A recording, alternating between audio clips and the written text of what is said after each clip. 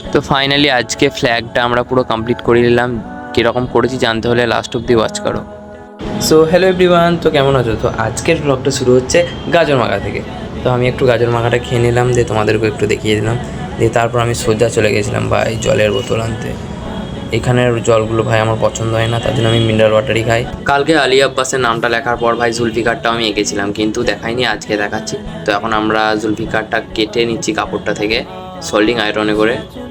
জুলফিকারটা কাটার পরে লেগে বললাম আলী আব্বাসের নামের অক্ষরগুলো কাটতে। তো জুলফিকারটা কি তোমরা যারা জানো না তাদেরকে আমি বলে দিচ্ছি।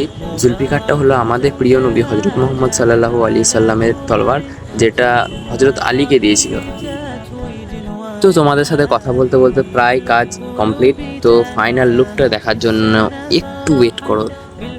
আজকের ব্লগটা যদি একটু ভালো লেগে থাকে তাহলে লাইক করে পাশে দাঁড়াবে। তো ফাইনাল লুকটা রিভিল করেই দিলাম। তো এটা পুরো হ্যান্ডমেড, এটা আমরা নিজেরা হাতে বানিয়েছি।